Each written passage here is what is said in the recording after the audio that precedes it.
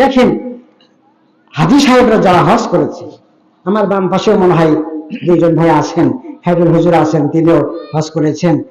ওখানে একটা তালবিয়া পাঠ করতে হয়, যেটা আপনারাও অনেক সময় পাঠ করেন, লব্বাইক লব্বাইক আল্লাহুম্মা লব্বাইক ইন্নাল হামদা ওয়ান নি'মাতা লাকা ওয়াল মুলক।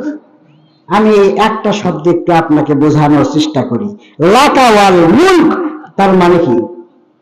আপনি প্রথমে বললেন আল্লাহ আমি হাজির, আল্লাহ আমি হাজির, ইন্নাল হামদা সব প্রশংসা তোমার, ওয়ান নি'মাতা সমস্ত নিয়ামত তোমার। তারপরেই আপনি যে কথাটা বলেছেন সেটাকে আপনি বুঝে বলছেন। আল্লাহ বলছেন, তুমি বলছো লাকা ওয়াল মুলক, অর্থাৎ সমস্ত পৃথিবীর রাজত্ব একমাত্র তার। একমাত্র মুলক মানে কি? রাষ্ট্র। মুলক মানে তাবারাকাল্লাযী বিয়াদিহিল মুলক, আছে না নেই? আছে। মুলক মানে রাষ্ট্র। এই গোটা পৃথিবীর রাজত্ব একমাত্র আল্লাহর, তুমি এই ঘোষণা দিয়ে আসছো।